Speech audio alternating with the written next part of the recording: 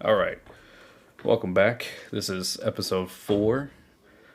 Today's episode where we got the co-host on here, Joe Sherman, talking about his Air Force career as how he started out as maintenance, or what exactly is it? Missile facilities technician, but yeah, maintenance on Missile facilities technician. ballistic missile facilities. Pretty cool. So I've kind of talked to some people, given them a Yeah, preview a little bit. So some people are, I've got a good feedback. Some people actually want to hear this side of the story of what that looked like. Your first job in Montana. So hopefully, everyone gets a little insight on how that works. But before we begin, just remind everyone, hey, we're trying to get this kind of off the ground a little bit, doing what we can. Again, right now we're just kind of messing around. It's fun, but who knows? Maybe later it'll get more serious. So do us a favor, make sure you leave comments on the Spotify, follow us, share this out to everyone so we can grow. And that helps juice the algo a little bit to get us a boost and a push on Spotify. And then one more thing, an ad read I want to do. So I got a buddy I served with in Afghanistan who was our paralegal, Nate Gilsaw. I'm actually going to think I would get him on next week. Have him share his story and his MOS of a paralegal and what that looks like in the military, as well as maybe break down this expedition he's doing.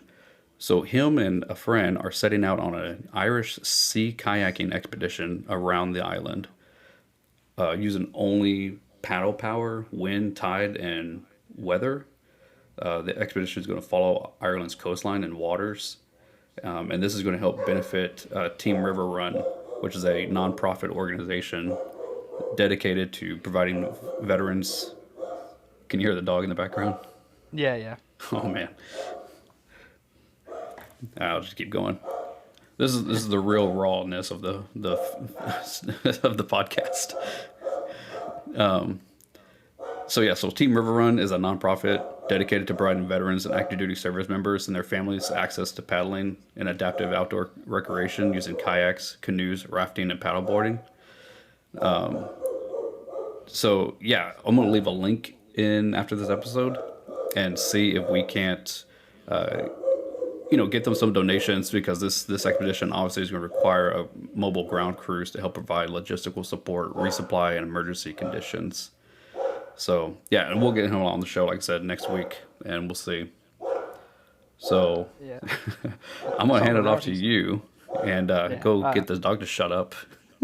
Ha- I was just gonna say I saw the route he's taking, and he's actually going through like Loch Ness and stuff. So that's pretty cool. He's gonna have to take some time to try and fend off Nessie. Oh, really? Okay, sweet. Yeah, I'm not familiar too much with Ireland, so Yeah. that's cool. That's where he's going. Yeah. So yeah, so Joe, so tell us about what an Air Force. Okay, first of all, this is crazy. Two MOX3. I thought all the branches had the same like MOS nomenclatures. So this was new to me. But take us down that path, man. And you joined right out of high school. So you signed when Yeah. you were 17, I think, right? And then you were gone like right after we graduated high school. So what did that look like? Pretty much. So yeah, I went. Uh, I can't remember how much before we graduated high school, but I went. I talked to the recruiter. I went and did the whole MEPS thing, and after you do your MEPS, that's where the physical, the duck walk, all that fun stuff. Take the Get your butthole ASVAB. looked at. Yep, yep. Yeah, take the ASVAB, and I remember I took the ASVAB and my best score was on the like administrative portion. I can't remember the three tests there were. It was like administration, math, and science, or so I don't know. But I scored really high, like in the 90s on that one. And so you get done with your tests and all your physicals and everything, and then that's when you go talk to the person who will assign you your job. So you're in the Air Force. They're called AFSCs. Uh, I'm gonna say a bunch of acronyms during this that I've forgotten what they actually mean. I know what they are, but don't ask me what the acronym actually stands for. But AFSC job code. I'm Gotcha. sure AF is Air Force. Air Force specialty code. That's probably it. That sounds correct. All right. Uh, so yeah, you get done with you get done with all that. You go in. So dude looks at my scores and he's like, "Oh wow, you got a really high score on the administration portion. How would you like to be finance?" And I was, "Nope, that sounds awful." I like in my mind, sitting behind a cubicle was terrible. Uh, I guess I could go a little bit of why I wanted to join was, you and I were in high school when 9/11 happened. Uh, my grandfather, a lot of my family had been in the military. My grandfather had served in World War II as a navigator in the Air Force. My uncle had been in the Navy for 20 years. My father had done a quick, like, 4-year tour for the Air Force. It wasn't that uncommon for people in my family to join the Air Force, so or join the military in general. And then, of course, my family, being either Air Force or Navy, were like, "Do not join the Army. That's it." And so I kind of Boo. went with the Air Force. Yeah. Well, anyway, so yeah, that's why I did it. And yeah, there I am. Dude's like, here, you can be finance. And no, no, thank you. I knew better than that. I didn't want to sit behind a cubicle. That sounded terrible to me. We'd been outdoor kids growing up. I don't think we spent much time indoors if we could help it. Yeah, And I think a so, lot of people when they have the idea of joining the military, the first thing that comes to mind is right like being outdoors, shooting, camp or not really camping, but like you know roughing it, whatever. Nobody I think thinks about the military and says, you know what, man, I really want that finance job. yeah, exactly. So my dad had been, uh, I think he had been a avionics technician back in the day, so working on aircraft radars. Uh, and I knew maintenance was a thing, one of the jobs, and that's what I told the recruiter essentially there at MEPS, and I'm like, hey, I like working with my hands, I wouldn't mind doing something maintenance related. And he's like, oh, well, have I got a job for you? And that's when I should have red flags should have popped up when he was excited to tell me about something.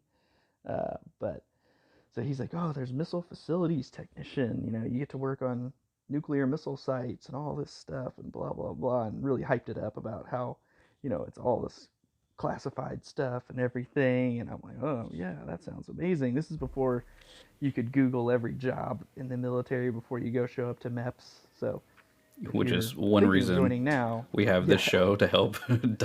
yeah, well, nowadays Google exists. So anybody who's going to try and join right now, I would say any job you're thinking of doing, get on Google. At least just look at because the military posts what each job is, the codes, all that stuff now, and you can find it all. So you can get a much better description of where it is or what the job is.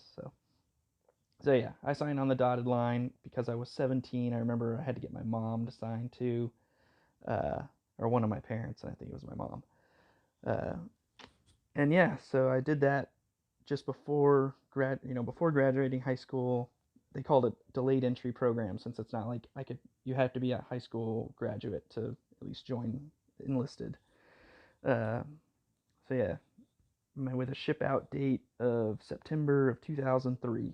So we graduated, and then yeah, that fall I headed out, did basic training, which is for the Air Force, is down in San Antonio.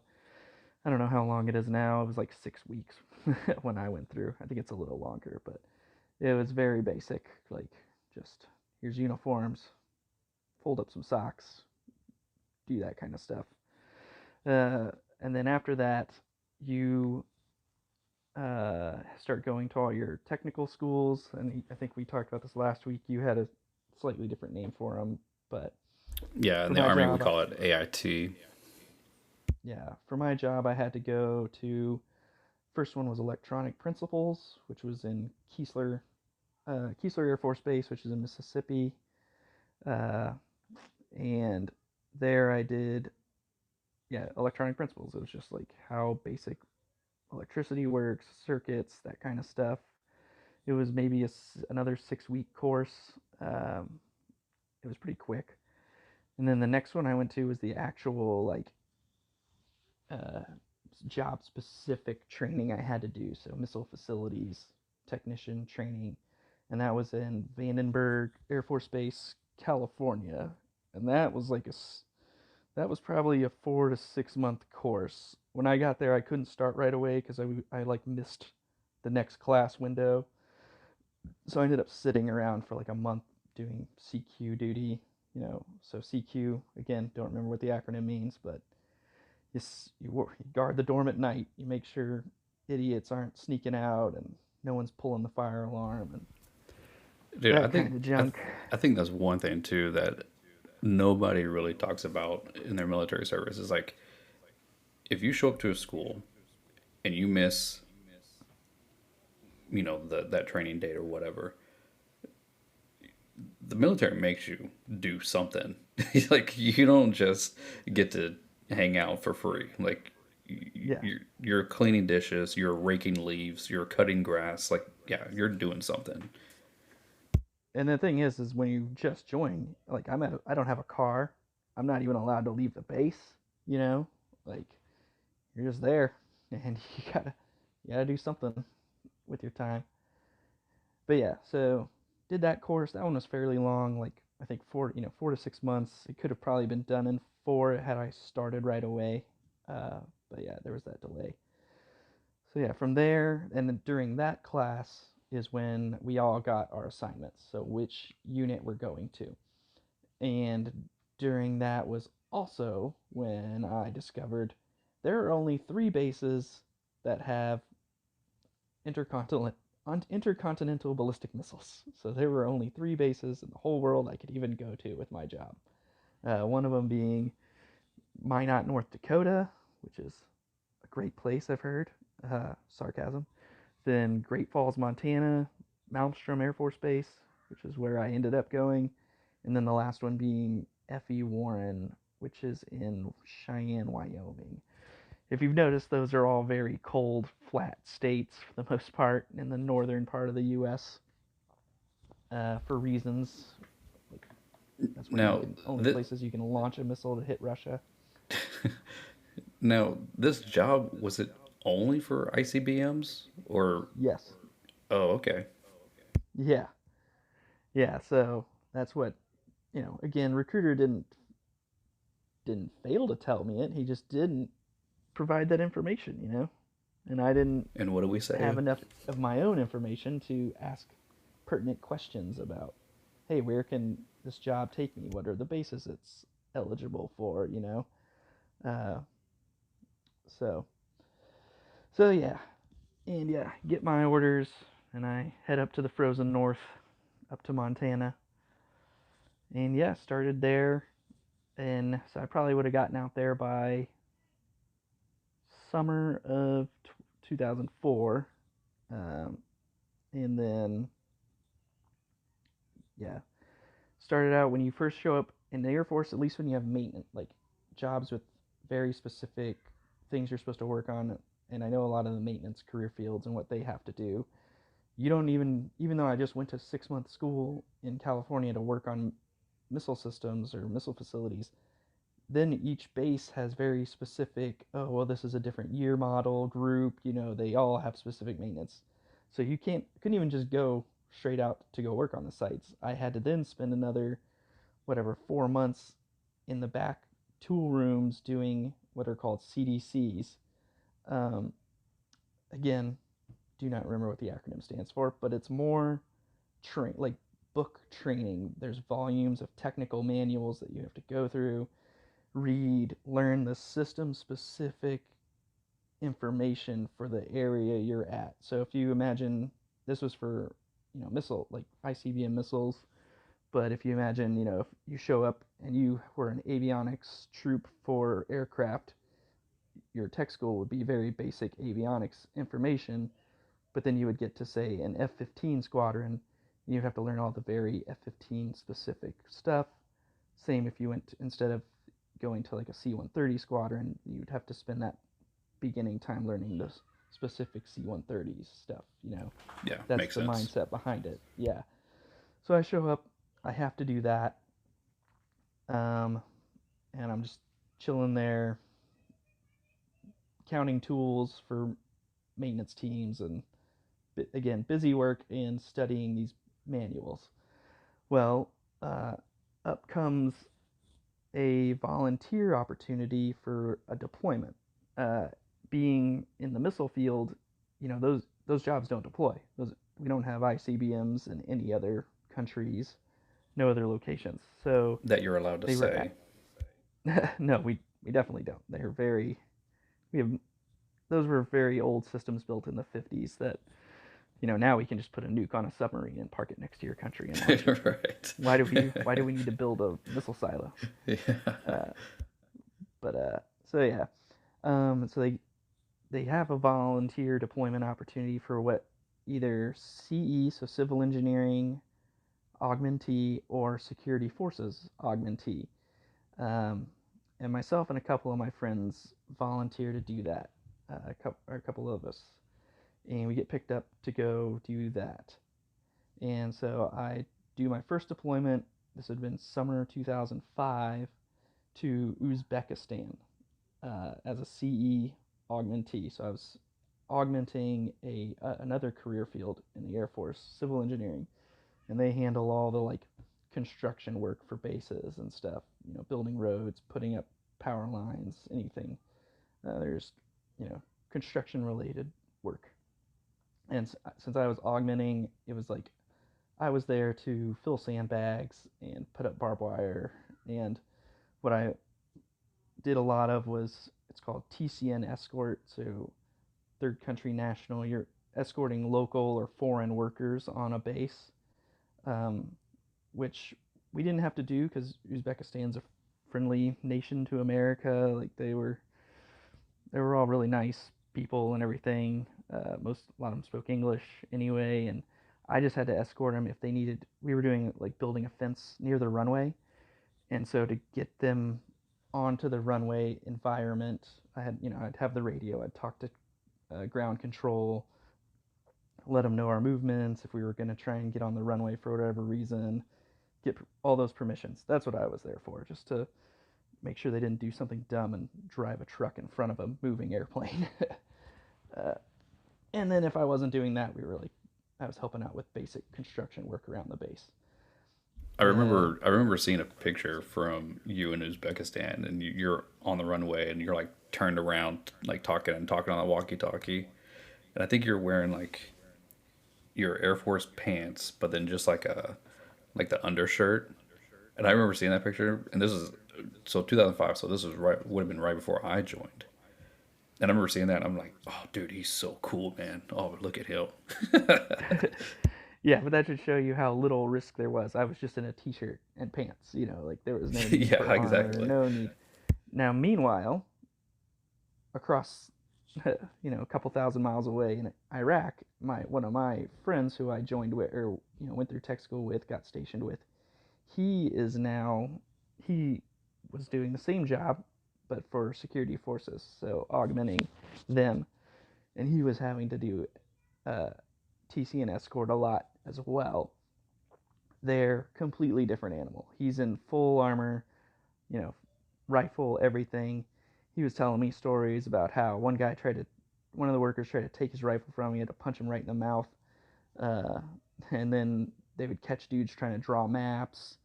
They would, take the map from him, report him to the base, and they would just be kicked off the base and never allowed to work there again. That kind of stuff. Completely different world for him. Uh, I got pretty lucky with my first deployment.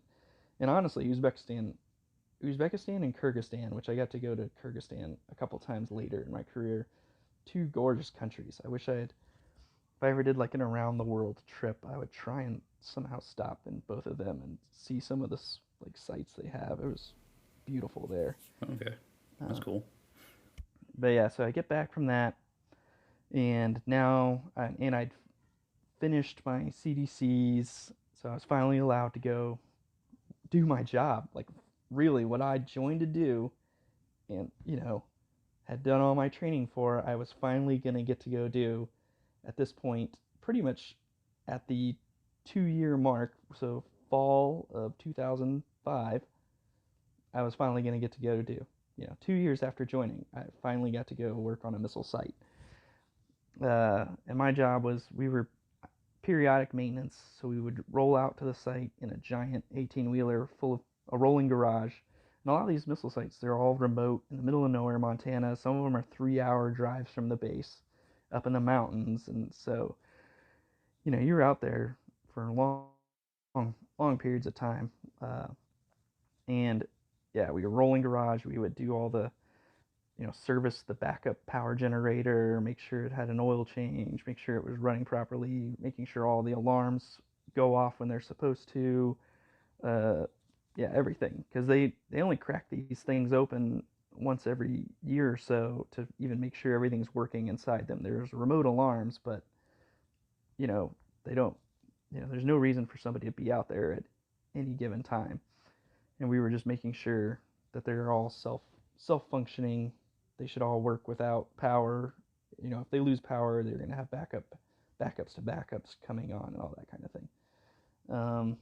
And yeah, so finally got in the full swing of my job.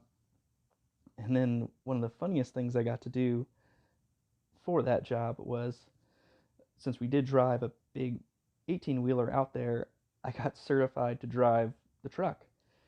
And I'm going to harp this, or like let people know, if you're in the military doesn't care about certifications. Like in the real world, I would need a CDL to drive an 18-wheeler. Not in the Air Force, they don't care. Like I'm a government agent, like working for the government. Why would I have to follow the government's laws or rules?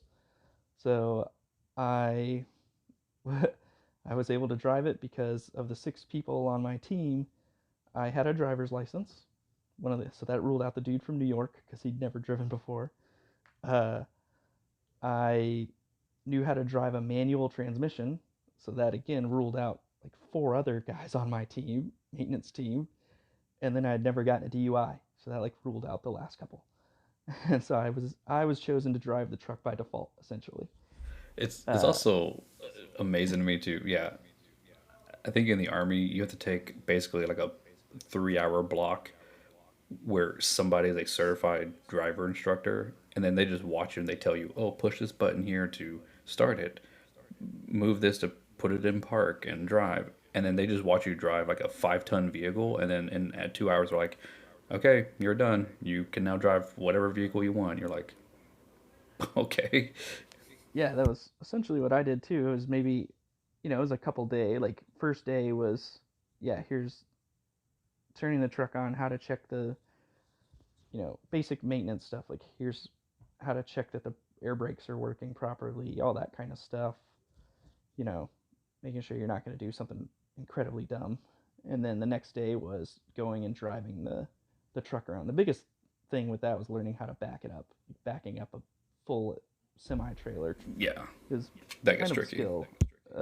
Yeah, and it was something I had to do because a lot of those missile sites are on these remote dirt roads, and I would have to back it up almost sometimes a quarter mile to the site because there wasn't enough room on the site to turn the truck around. So you would have to drive up and then back it all the way up the road to wherever the missile site was, which was actually pretty fun. I enjoyed that part of the job. It was kind of cool. Uh, Challenging, especially if it had just snowed. Um, so yeah, and yeah, so I did that for 1 year, and then uh, at that point I got to my 3 year mark, and uh, I'd signed up initially for 4 years. I get to my 3 year mark, and everyone who'd signed up 1 year before me to that job was not allowed to re-enlist into it. They didn't.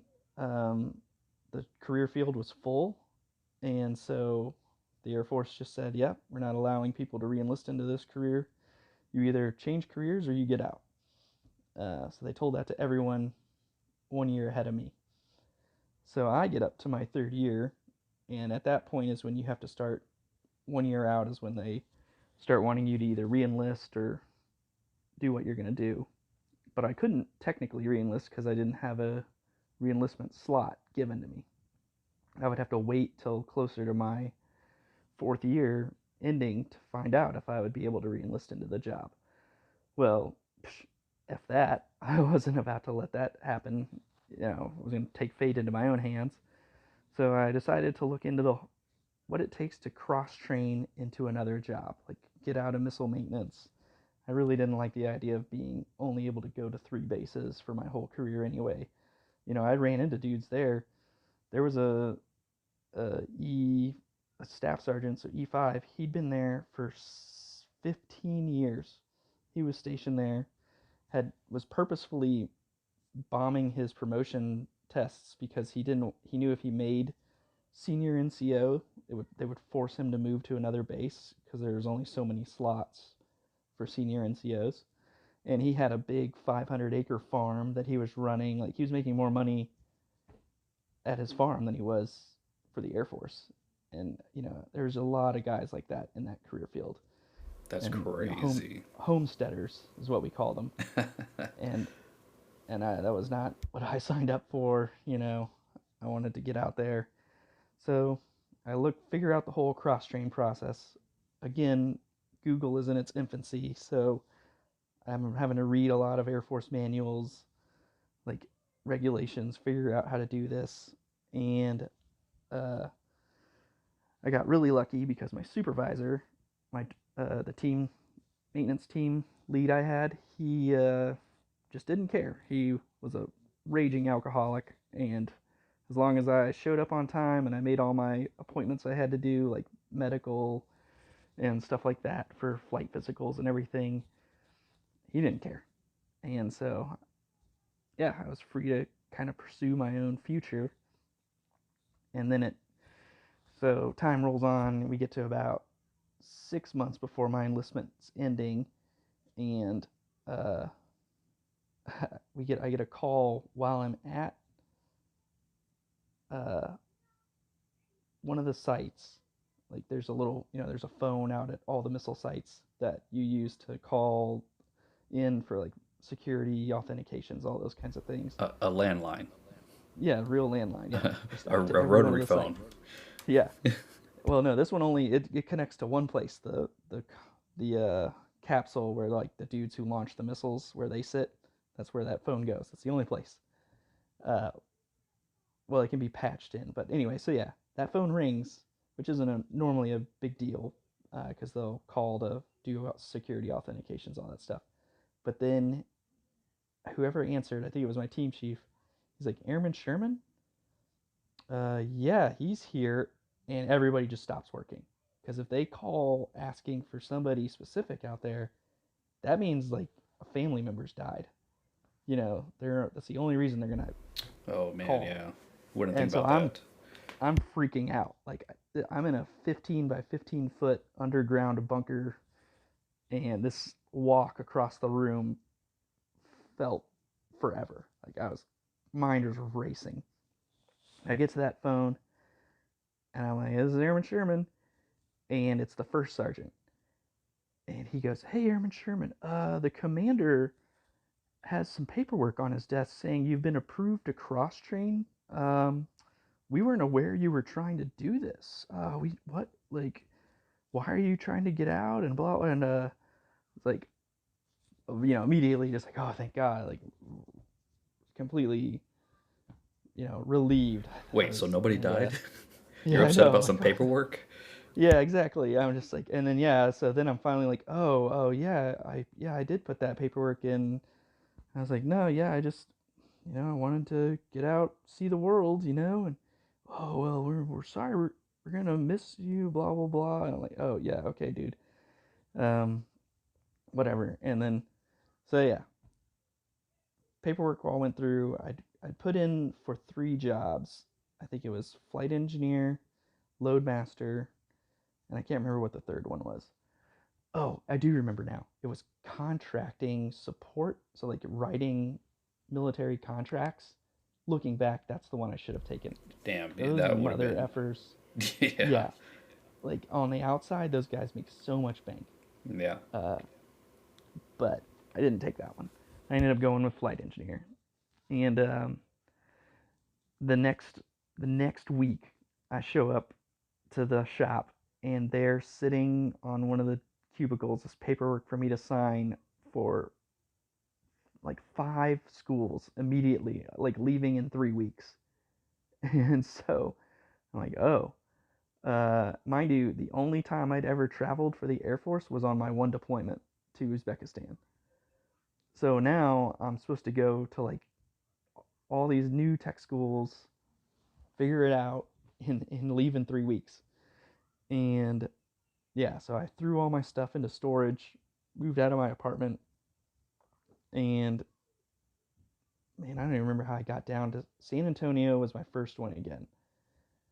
And I think I flew down there, somehow got down to San Antonio, and that was a wide, like hilarious, eye-opening experience because the first one I had to go to was basic aircrew fundamentals, where this is an airplane, this is very basic stuff, um, and it's on the same base as basic training. It's on Lackland Air Force Base, and there's these guys, kids essentially right out of basic training that they're going to be like loadmasters or whatever jobs they put in for, and they're in this class too.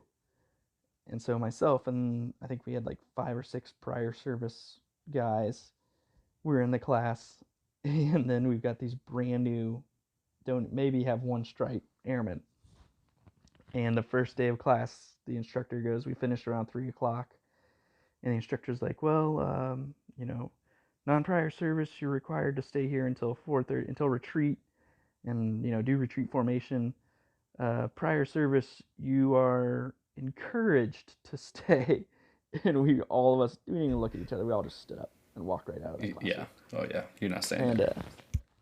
okay, hey, can you pause it real quick? Yeah, I think so. Okay, we're back from getting the firewood. Yeah, Um, sorry about that. yeah. Right in the So middle of Winter Storm 2.0 here in North Carolina. Had to add more wood to the fire. Um, so you're down in San Antonio. yeah, You're going through training again for flight engineer. yeah. And so I do that really basic intro to aircrew course. Really simple. Again, I understand why it was a class, but for us prior service, you know, we all knew about how to follow technical orders, how basic aircraft stuff works. Some of the kids right out of basic training, they did fail it, but we none of us had any issues.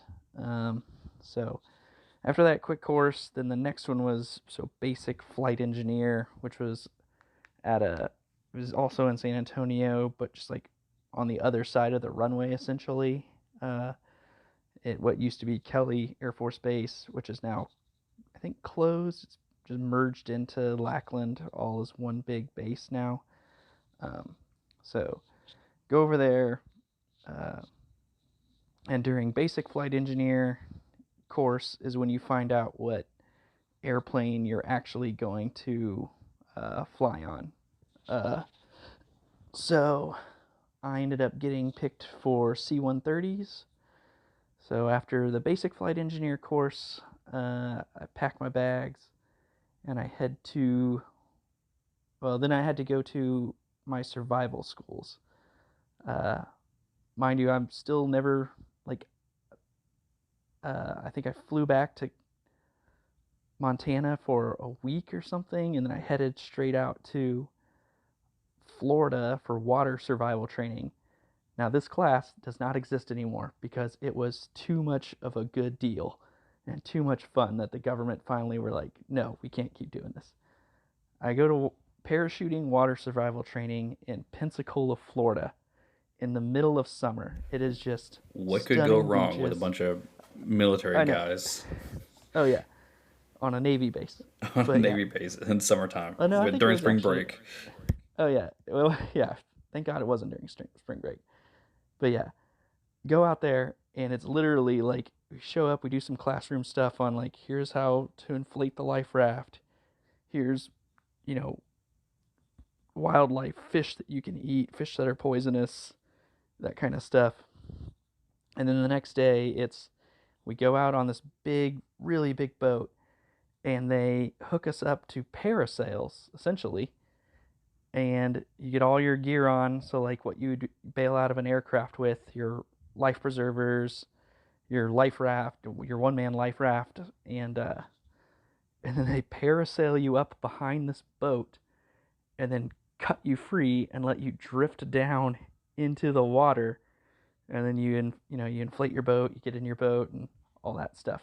And Yeah, you do that this. sounds amazing actually. I know, yeah. And you do this for a day, along with practicing other stuff like how to get out from underneath the parachute if it lands on you in the water, which that kind of sucks. It's if you are claustrophobic and you're in the water and this parachute falls on you and sticks to your face, it is it is not fun. Like it's an immediate I want to panic moment. Immediate waterboarding. Yeah, yeah. I can see why a lot of people didn't like that one. Um, but so we do all that little bit of training, and then the graduation day is the same thing. They finally they put all the pieces together. They take you up. You get cut down.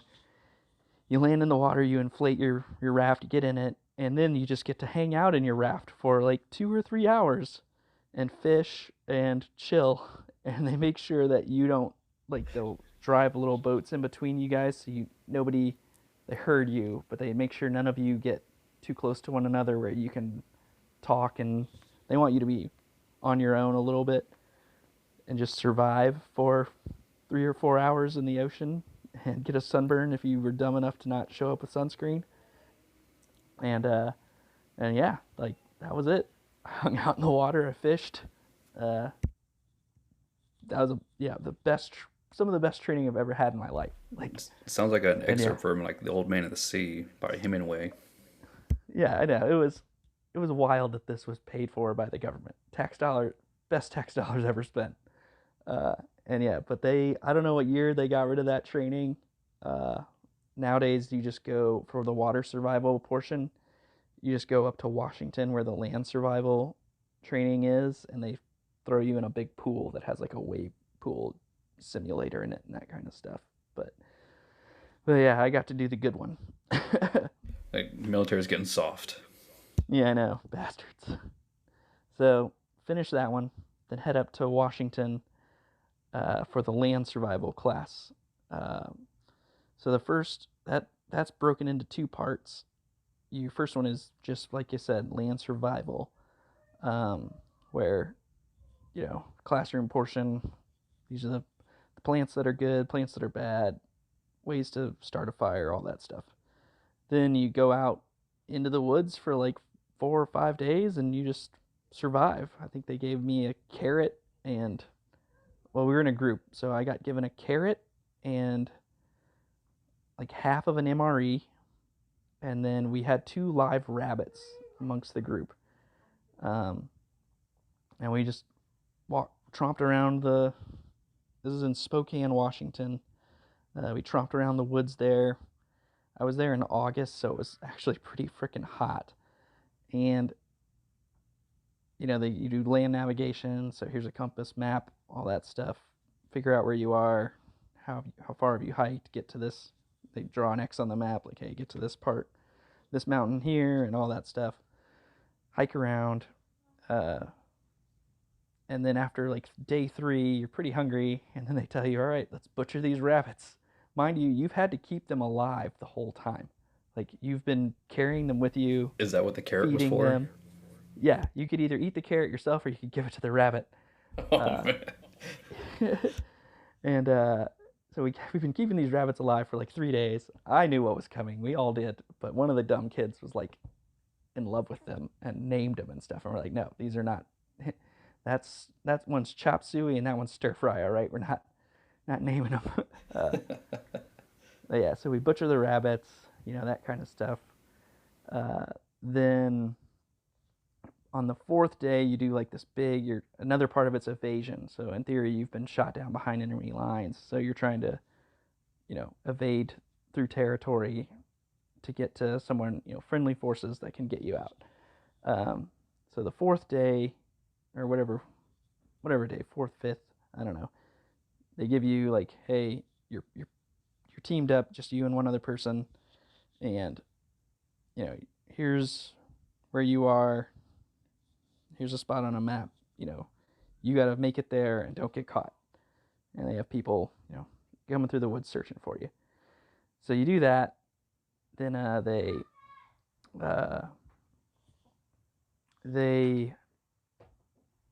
you get rescued, whatever you want to call it.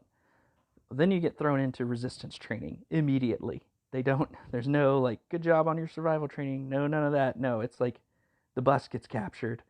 You're immediately thrown into a gulag, and the resistance training starts.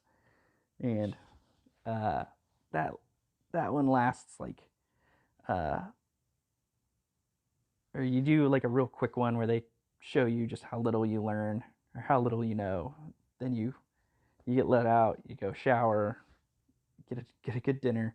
Then the next day it starts like real like classroom, like here's resistance training, all that kind of stuff if you get captured. And then after that, after maybe a week of the classroom, you go in for 2 days of a simulated POW camp and you do all the resistance stuff. Uh, Not as fun as the field stuff, I thought. Yeah. And I So, think yeah. So what you're describing is what is called SEER school, right? Survive, yeah, it's evade, SEER, yeah. resist, and escape school. So this Hmm. is a typical school for those who don't know for almost all special forces. So, and I think I don't know if there still are, but I know there used to be different levels like SEER A, B, and C. Yeah, that's what all anybody who flies on an airplane in the Air Force has to do SEER A or whatever, the basic entry level one, which is what I did because I was on C-130s. Yeah. So it kind And of in my depends on class, I had your. like Oh, go ahead. no, in my little class, I had like a guy who was going to be a fighter pilot, and then I had a flight uh she was a flight nurse or something. She was going to be on a flying paramedic on 60s and that kind of stuff. So Yeah. So the different levels are like the intensity. So a lot of special forces guys, SEALs, everything go through like the SEER C, which is uh, just a very intense. Yeah, you get captured and they do some torture techniques to you there. So I've heard. I've obviously never been. I don't have any experience with SEER school at all, other than just what I've read and heard through the grapevine. oh yeah, I mean you know they do it's they stress you. That's what they call it. Because they can't torture you technically, so it's stressing. Like you have to get in a tiny box, or your cell that you're in only has a single food slot, and there's no windows. It's not big enough for you to lay down or sit down. So you kind of have to like stand and lean against the wall, and your bathroom is the Folgers coffee can. Hope you don't have to shit. Uh, so yeah, it wasn't fun.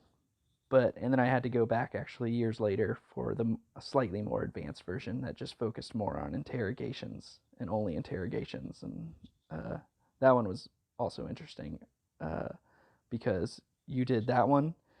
You're in a classroom and it's a two-way mirror at the front of the classroom, and so you go over some stuff like case studies, all that, and then they just come in and select one of you, like just throw a bag over your head and pull you out, and then you go into that room that's in the two-way mirror, and then they go at you with interrogation, and then everyone's watching, and so then you get done, and that could be like 30 minutes to an hour. You're in that little room, everyone watching, and then you get done, and you have to come out and stand at the front of the class and like put all your clothes back on, or depending on what they did, and everybody then critiques your performance, like how well you did, things you did good, things you did bad, and you just have to stand there in silence and listen to your critiques. That was probably even more brutal than the whole week of survive, like Yeah, that's crazy. resistance training I'd done before. Yeah, that one sucked. Uh, but anyway, so I do the SEER training, uh, go back to Montana real quick, and then I head to Little Rock Air Force Base, which is where C-130 home is. That's where all the training is. They have like 6 squadrons there, 100 something aircraft. A wild amount of, that's where all C-130s go. Now the C Go one there for thirty all my is training. like the mid-sized airship, Yeah, right? So it's the C-17 is like the big jumbo one, right? well the C5. C5 is the biggest. That's the Okay. one that could carry. I don't know, multiple Abrams tanks or something. They can carry almost a Mm. million pounds. Oh wow. Okay. Then the C-17 is in between, and then the C-130 is the smallest, I guess, cargo aircraft for the Air Force, and that's the four propeller one. Right. And that's kind of more the Yeah, troop carrier, take a Humvee, airborne guys yeah, jump out of the C-130s, right? yeah, Gotcha. yeah. The four fan trash can. You just whatever you want to do with it, it'll do. Can land on short runways, dirt strips. If you see like they did the Antarctica missions with it, they'll put skis on it and it'll land on snow. And it's been around since the Vietnam War, which all of the instructors at Little Rock were Vietnam vets, and their stories were just wild. Uh, just anything you can think of, they did. Like landing in crazy, uncontrolled parts of the jungle, all the getting shot down. Uh, their their stuff was crazy. Uh, but yeah, so Little Rock, do all my training there. It was probably 6 months of training or so. Head back to Malmstrom finally to out process and get my first assignment, which was going to be Dyess Air Force Base in Texas, Abilene, Texas. And I'd been gone so long, they'd actually just forgotten that I was even assigned to that base. It was pretty funny. Like I showed up to out process and they're like, "We thought you were gone already. Like we've taken you out of everything already." Wait, And I this was is like, back in "Oh, Montana? yeah." Oh God. And yeah, and so I'm like, "Great guys, cool." And in the Air Force, you typically get medals and like a conduct medal or whatever when you go from one base to the next. And they're like, "Oh yeah, well we've already like, no, we didn't write a medal or anything. We just thought you were gone already." I was like, "Oh my god, guys, this is why nobody wants to be maintenance anymore." But whatever. So yeah, headed down from Montana to Texas. Uh, got there spring of 2008, I guess, or no, spring of 2009. No, what year did I? It would have been '08. No, it would have been 2008 '08, because I went to 2008. Yeah, Iraq the end of yeah, '08 and '09. yeah. Spring of '08. Get there. Uh, did all my. Again, you kind of have to do like local area training, getting spun up on the local aircraft because I flew at the schoolhouse in Little Rock. I flew a older variant of the C-130. My base had a slightly newer variant, so I had to get all my differences training and stuff like that. That took probably another 4 months or so, and get spun up to where I was a real boy and allowed to go on just a crew without an instructor on my own. Which was in the C-130s, two pilots, a flight engineer, a navigator, and then some loadmasters in the back, two loadmasters usually. So Um, what is so on the C-130? So what was like your overall as a flight engineer, your overall role? Really, what did you do while y'all like you in the handled, air and everything? yeah. So before the flight, you went out and you pre-flighted the aircraft to make sure it's good to fly. Um, then once you were done with that, pilots got out there, start up, you go out, and then while you're flying around, you're managing because these planes were so old, they didn't have any computers in them really. So getting fuel from one fuel tank into one of the engines requires you to manually open and close valves, turn on and off fuel pumps, that kind of stuff.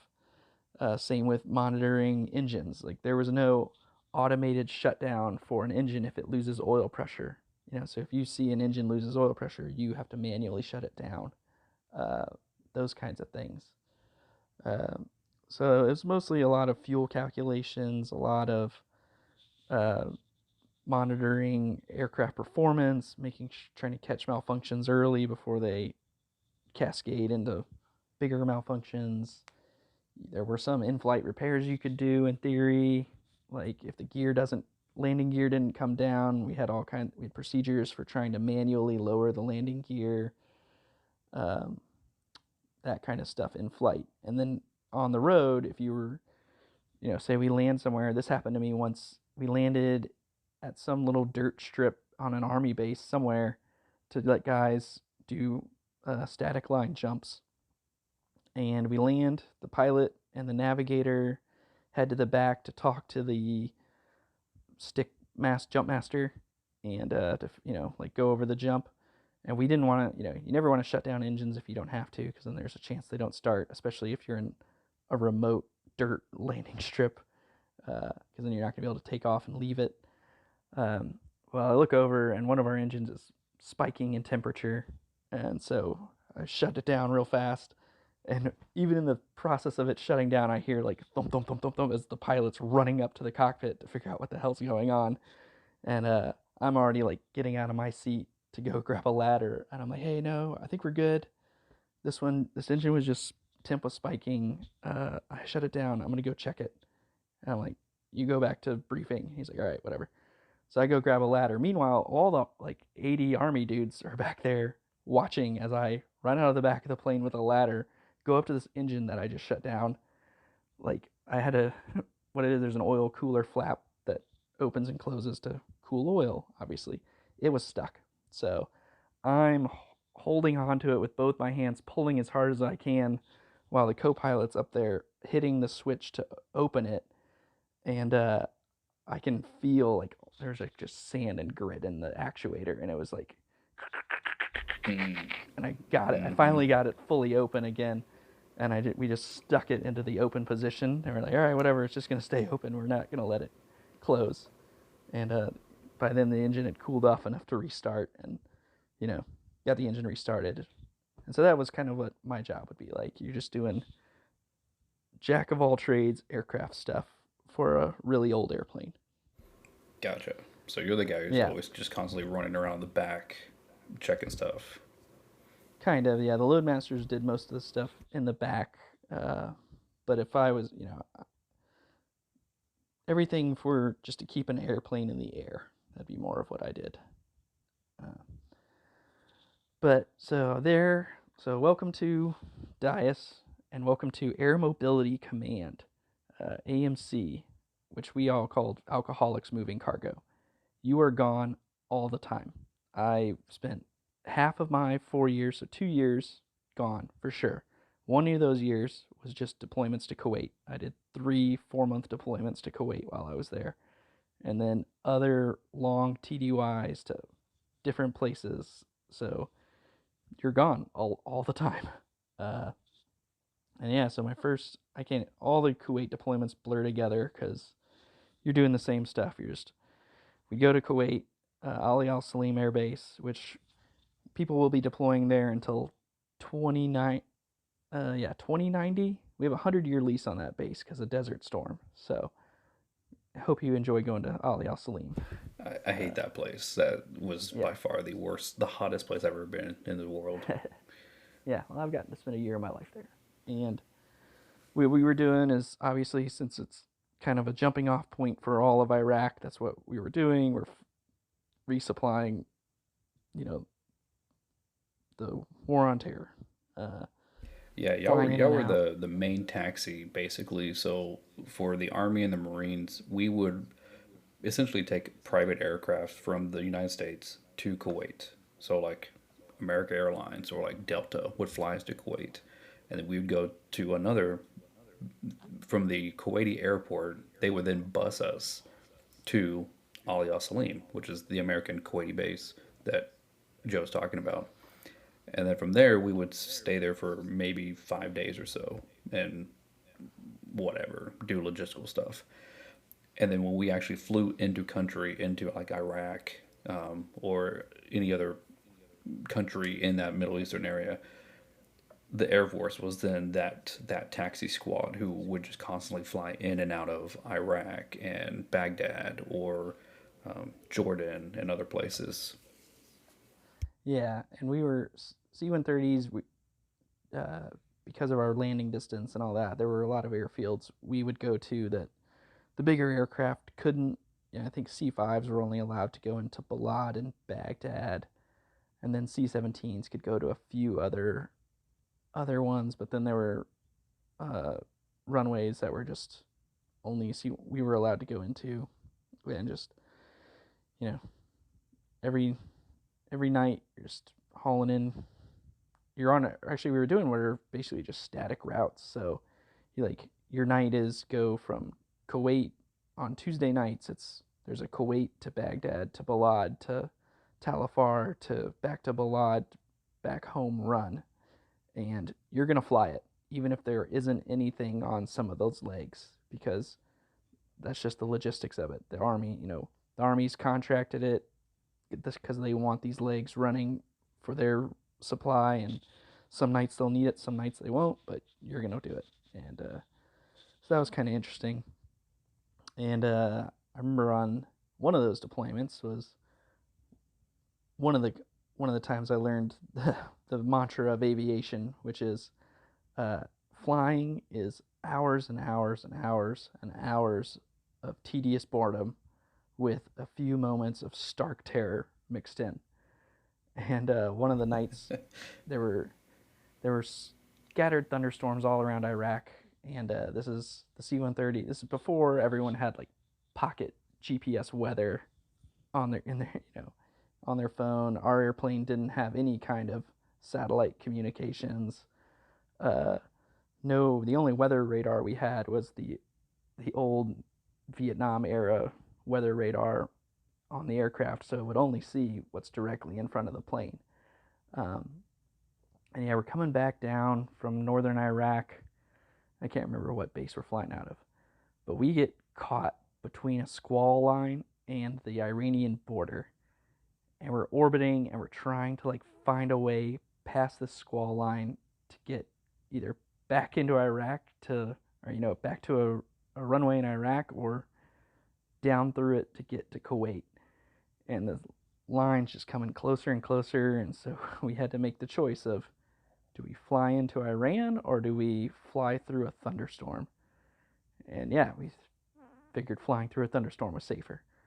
And that was like 45 seconds as we tried to pick out the part of the storm that looked the least serious, and just gunned it and headed through, technically not gunned it because you don't want to go as fast as you can. That'll tear the plane apart. But hit thunderstorm penetration airspeed and headed for that spot. We hit light hail. It got deafeningly loud. We couldn't hear each other on the intercom. There was so much static on the plane that it was just a high pitched squeal through our headphones. I got shocked in the ear by one of my speakers.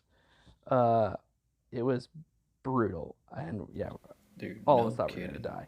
Yeah, And never heard of something like that happening before. That is wild. well, anybody who has to fly, if anybody ever flies through a thunderstorm, that's what it's gonna be like. You don't want it like through the part of the storm you're not supposed to fly through. So yeah, but we made it through, thank God. And that one sucked. Uh, and yeah, so that was pretty much all my Iraq deployments were some form or variation of that with C-130s, And then you and I got to run into each other on one of our deployments. Uh, do you have time to talk about that, or Yeah. you want to talk about that now? Yeah, I think yeah, we can run through that story. Got about 2 minutes Yeah. or so, 3 minutes or so. Um, yeah, so I was I think we talked about this last week too briefly. So yeah, I was on R&R. No, I wasn't on R&R. I had won NCO of the quarter for my unit, and they rewarded me by giving me a trip to what's that base? What's that air base down there in Doha? We went to Qatar. That's what it was. We went to Qatar, and on the way back from Qatar to go back into Iraq, again, Al Salim, Kuwait is like the number one stopping point. Like you have to go there before you go in Iraq always. Well, I knew Sherman was there because we had been kind of emailing each other through, um, the military email addresses and like keeping tabs on each other. Hey, where you at? Hey, I'm here. Hey, come by and see me. Whatever. And again, like you said, he would take static trips all the time to my base in Iraq, but his trips were always very quick. Like he would land, offload soldiers, pick up soldiers, pick up supplies, whatever, and then boom, he was off to the next, place. So coming back from Qatar, I made it a point to go find him. And so here's what I learned. I thought Al Salim was the air base. No, it is strictly Army and like Marines and like just people, right? So I'm having dinner one night and I see some airmen in the cafeteria and I go, "Hey, can you guys take me to like where the planes are?" And they looked at me all weird and they're like, "Dude, you know that's like 3 miles away, right?" And I was like, "What? No, I thought it was right here. I thought we were on the base." And they're like, "No." And I was like, "Okay, well, can you take me anyways?" And they're like, "Yeah, sure. We have a truck. We'll take. Yeah, we'll go back up there. We'll take you." So, so here I am, an army guy, army gear. Have my rifle. I have all my stuff. They put me in a truck. These two airmen drive me down. Again, I have no idea. It's dark. It's in the desert. It's at night. It's probably like midnight, 1 in the morning, something. They're driving me in the desert, and then they stop, and there's a T in the road, and they go, "Hey, you see that dirt road?" And I go, "No, not really." There were no lights. It was kind of like a hill. There was like no lights. And I go, "Not really." They're like, "Yeah, there's a road. Just follow that road, and then you'll come to a gate, and that's the gate that you have to go into." So I said, "Okay." And so they dropped me off, and they left. Like they didn't even drive me up to the gate. They didn't watch, make sure like did I make it. Wow. I'm in the middle of the desert, right? Kuwait. Like I have no idea where I am. Nobody knows where I'm at because I didn't tell anybody where I was going. So nobody knows where I'm Wild at. dogs could have got you. Yeah, the dogs who got me.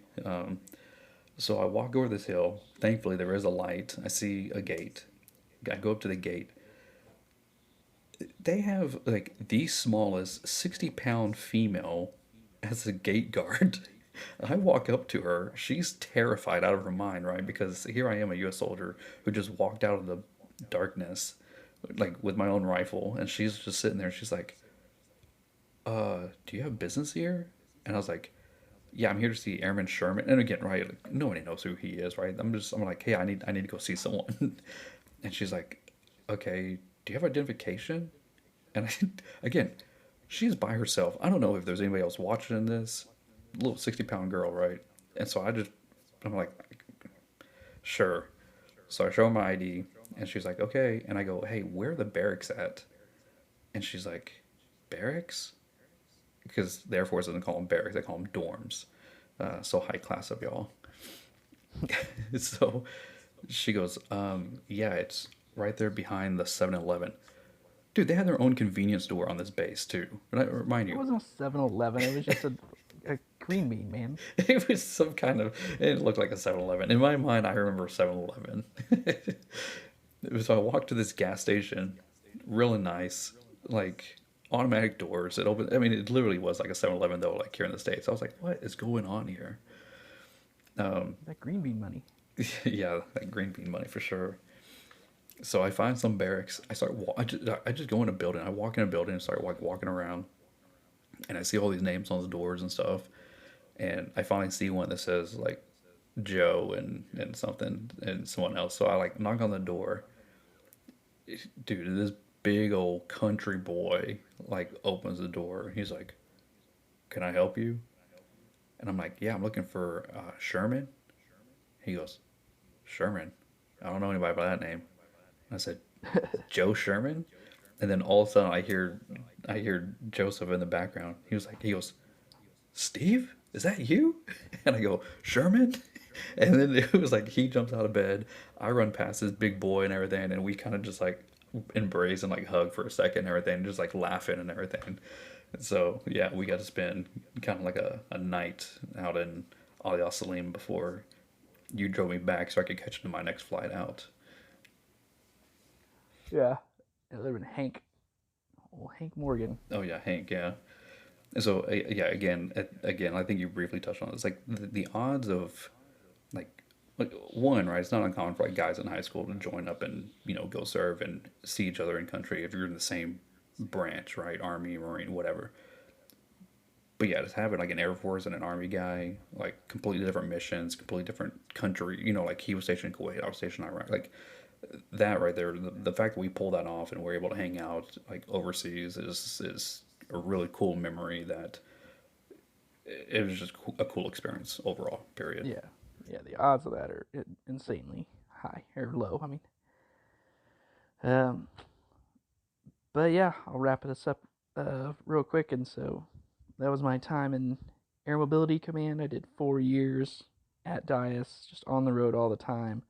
That was not a good lifestyle looking back. Like, you know, dudes were getting divorced constantly. The squadron policy, this is at the height of the war, so the squadron policy was that they would guarantee you were home for the birth of your first child. After that, make sure you're using cycle planning to avoid a child coming during one of your scheduled deployments. Um, that was the life going on, and then eventually you got to the point where the C1, because we were on these older model C-130s that were from the late 70s, early 80s, they were starting to get phased out, and they were the newest model that was coming in didn't have a flight engineer position on it anymore. They'd put a electronic fuel controls, all that kind of stuff.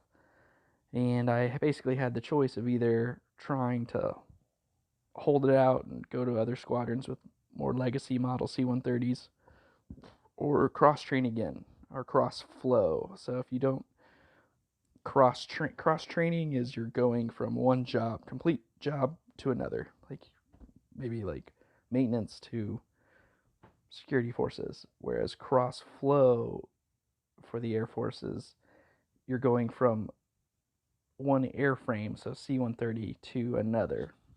So for like maintenance, it would be I'm going from working on C-130s to working on F-35s.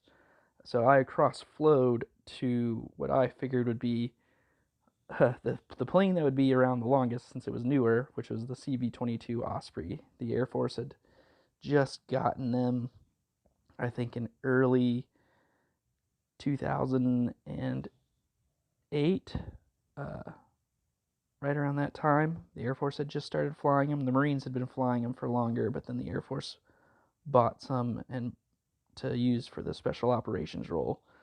So I think Steve and I talked about it. Well, in a future episode, I'll go over the full cross flowing from uh, big Air Force heading into the special operations side of the Air Force.